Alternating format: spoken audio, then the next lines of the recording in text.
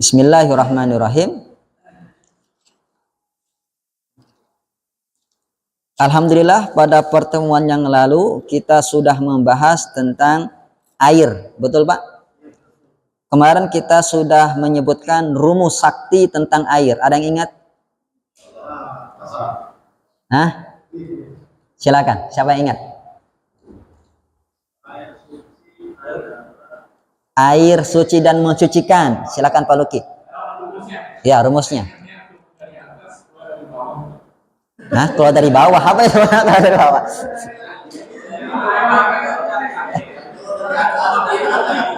Ya, silakan Pak, coba. Air yang mensucikan adalah yang turun dari langit, semua air yang turun dari langit dan air yang timbul dari bumi. Ya, Masya Allah. Berarti suci dan mensucikan. Ya, itu penting gerak. Segala air yang turun dari langit dan keluar dari bumi adalah suci dan mensucikan. Ya, jadi misalkan air sumur turun apa keluar? Air laut turun apa keluar? Air sungai turun keluar? Keluar. Air hujan turun keluar? Turun. Air salju turun apa keluar? Tayyib. Barakallah, ya. Air embun turun apa keluar? Turun. Barakallah. Pinter-pinter. Ya, mantap. Air kelapa turun apa keluar?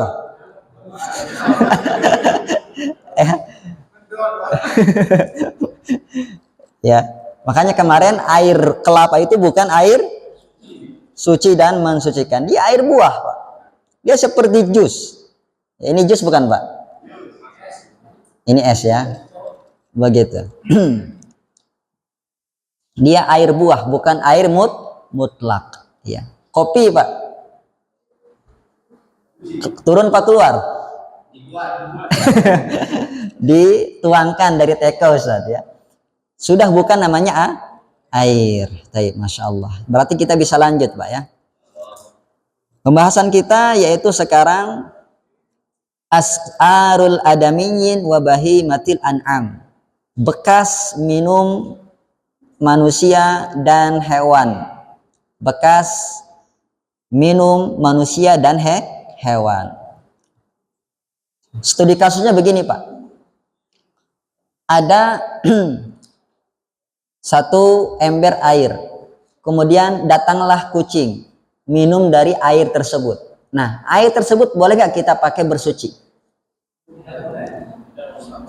Hah? Coba yang tergantung. Yang jawab suci mensucikan, angkat kaki, Pak. Paham, Pak?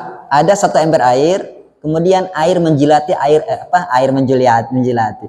Kucing menjilati air yang di ember tersebut. Bagaimana hukum air ini, statusnya? Suci mensucikan atau terkena najis? Coba angkat tangan yang mensucikan. Berarti kalau mensucikan boleh dipakai berwudu. Yang najis. Bukan Bapak najis, Pak, ya. Maksudnya Bapak berpendapat najis. Berarti perbedaan pendapat para ulama, ya. Para ulama Suwaidi. Itu yang akan kita bahas insyaallah ta'ala. Bismillahirrahmanirrahim. Hukumnya bisa kita bagi. Yang pertama, jikalau air tersebut dikonsumsi oleh manusia, maka bekas air minum tersebut hukumnya suci. Ya, Bapak minum apa tuh? Teh atau kopi. Habis cuma separuh, Pak. Habis enggak? Masih tersisa kan? Nah, bekas Bapak minum ini apakah najis apa tidak? Tidak. Kata penulis, tidak. Karena bekas manusia hukumnya suci. Ya. Dalilnya adalah perbuatan Nabi, di mana Nabi SAW pernah romantisan, sweety dengan istri beliau Aisyah. Ketika itu Aisyah minum di gelas, kemudian Rasulullah mengambil gelas tersebut hasil bekas minum Aisyah dan dicari tadi di mana Aisyah minum ya. Nah, barulah Rasulullah minum di tempat Aisyah minum. Bapak pernah ngelakuin sama istri? Aduh, terlambat tuh ya. Ya, ya. Kalau seandainya najis, gak mungkin Rasulullah mencari di mana bekas minumnya ini, ha? Gak mungkin Rasulullah mau meminum bekas minuman Aisyah. Paham ini, Pak? Nabi juga pernah mandi dengan sisa mandinya Maimunah radhiyallahu taala anha, salah satu istri Nabi sallallahu alaihi wasallam. Tuh, kalau seandainya air sisa mandi itu najis, pasti Nabi tidak akan gunakan air tersebut untuk mandi besar, Pak. Ini kita bicara mandi besar ya. Yang disyaratkan harus dengan air yang suci dan mensucikan. Dalil yang ketiga, Rasulullah mengatakan al-mu'min la yanjus. Orang beriman itu enggak najis. Jadi Bapak, prinsip dalam Islam tidak ada yang sia-sia makanan. Kadang saya sedih, Pak. Kadang makan nasi, masih ada nasi itu di piring. Ya, apalagi saya perhatikan makan kita di plastik ya, Pak ya.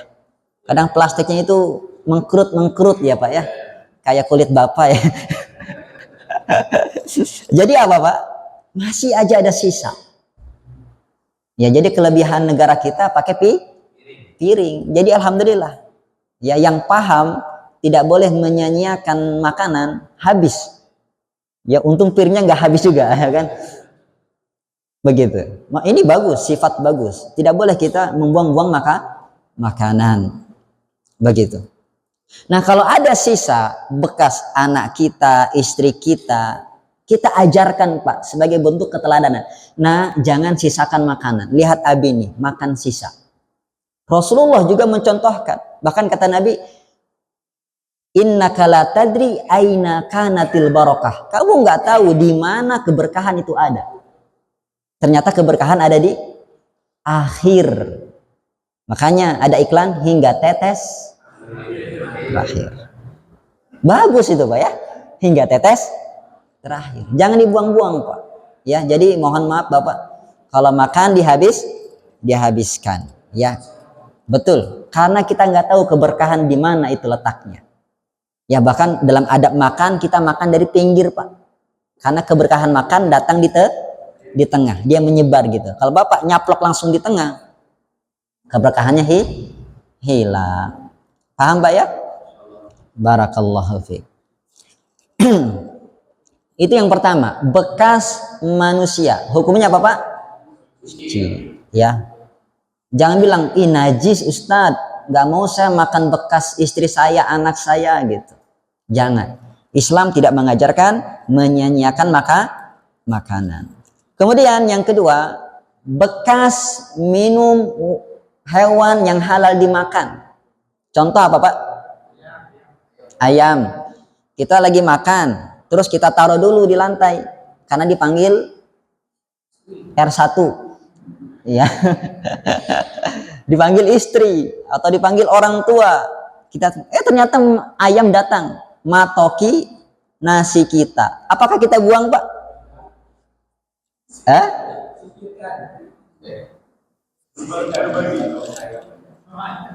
Atau ada ember, datang kambing. Ini ember mau pakai kita wudhu, datang kambing, jilat. Gimana contohnya, Pak, jilat kambing? Jangan dicontohkan, Pak ya. Itu hewan. Nah, bekas jilatan kambing tersebut boleh nggak kita pakai untuk berwudhu? Ini kita bahas. Belum saya jelaskan, Pak. Masya Allah. Di sini kata Syekh, para ulama bersepakat bahwasannya bekas hewan, bekas minum atau makan, hewan yang halal dimakan itu hukumnya suci. Apa, Pak? Suci. Ya, berarti kalau kambing jilati ember kita, air yang ada di ember, atau ayam makan dari nasi kita, maka Bapak lanjutkan, habek. Jangan dibuang, Pak. Ya, Ini kita bicara fikih Pak ya, bukan bicara perasaan. Kalau perasaan mungkin Bapak jijik. Betul nggak? Kita bicara hukum. Boleh nggak ini dimakan? Boleh nggak ini diminum? Boleh nggak ini dipakai wudhu? Hukumnya boleh. Kalau Bapak nggak selera ya sudah Pak, ditinggal saja. Ya. Tapi eman. Apa eman Pak? Sayang. Ya. Banyak orang yang tidak bisa makan. Jangan disia-siakan. Ya, kalaupun minimal lah Bapak, berikan ke ayam. Habiskan aja ayam, sini habisin. Jangan disia-siakan. Bisa juga seperti yang Bapak itu, sisanya diberikan ke ayam tadi, yang masih bagus kita makan. Boleh seperti itu. Kemudian sekarang yang ketiga, hewan yang haram dimakan. Contohnya apa Pak? Masa langsung babi aja Pak? Kucing. Ya. Ya, jelas. Kucing. Kemudian kalau kita di padang rumput ada harimau. Ya. Ya, padang rumput, Pak. Serigala. Ya. Kita sisihkan dulu B2 sama B1-nya, Pak ya. Ya. Di Medan tuh ada istilah Pak B1, B2. Bapak pernah ke Medan? Pernah. Di Lampung ada istilah B1, B2? Ada. Sedia B1 gitu. Ada. Di Medan sekarang bertambah Pak B3. B1 anjing, B2 babi, B3 biawak. Iya Pak, warung makan. Pernah kawan saya makan di warung tersebut, nggak tahu kalau itu maksud B1, B2, B3. Main masuk saja. Namanya bagus Pak. Warung makan ya Pak Yunus. Namanya Yunus. Dikiranya Islam Pak. Ternyata non-muslim. Makan dia. Aduh, akbar. Akhirnya dimuntahkannya. Gak kuat lagi. Emang agak lain dagingnya. Bapak pernah? Alhamdulillah, jangan Pak ya. Nah, bagaimana jikalau yang makan, yang minum dari ember kita tadi hewan yang haram dimakan kayak kucing?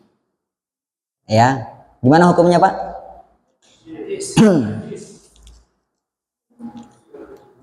Dilihat, kalau mempengaruhi sifat air maka najis. Sifat air ada berapa Pak? 3. Apa singkatan kemarin yang saya berikan? BMW. Jadi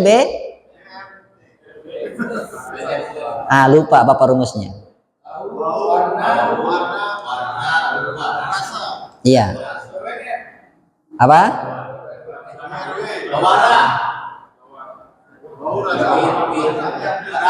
Barawa. Pintar. Bau, rasa, warna. Kalau salah satu berubah maka dia najis. Kalau tidak berubah maka suci. Kecuali hewan yang 2 ini. Pertama hewan apa Pak? Anjing sama babi. Kenapa? Karena ada nas dari Nabi Shallallahu Alaihi Wasallam. Tahuru ina'i ahadikum idza walada fihil kalbu an yagsilahu sab'a marrat ulahunna biturab. Hadis riwayat Bukhari dan Muslim. Wadah kalian jikalau dijilati oleh anjing, maka cara mensucikannya adalah dengan dibasuh 7 kali dengan air, salah satunya dengan debu, dengan tanah. Ya, jadi ada pengecualian dari Nabi Shallallahu Alaihi Wasallam. Adapun babi dikiaskan dengan anjing. Allah mengatakan fa innahu rijsun. Babi itu najis. Ya. Jelek. Kenapa hukumnya seperti itu? Ya, hewan yang haram dimakan itu dia tergantung status airnya. Karena ada dalil yang mengatakan Rasulullah Shallallahu Alaihi Wasallam bersabda, ketika berbicara tentang kucing yang minum dari air, dari wadah yang berisi air, kata beliau, innaha laysat binajas. Kucing itu tidak najis. Innaha minat tawafina alaikum wa tawafat. Karena kucing itu suka berkeliling di rumah. Jadi hewan-hewan yang suka keliaran di rumah itu diringankan hukumnya oleh Rasulullah. Jadi bekas minumnya, bekas makan kucing, bekas minum kucing tidak najis. Sekali lagi kita bicara hukum, Pak. Kalau Bapak ikuti perasaan, ya ada yang jijik, ada yang tidak. Ya, begitu. Kalaupun Bapak tidak selera, maka berikan kepada kucing tersebut, ya, ataupun kepada hewan yang lain. Jangan dibuang sia-sia. Begitu. Paham, Pak? Barakallahu fikum. Assalamualaikum warahmatullahi wabarakatuh.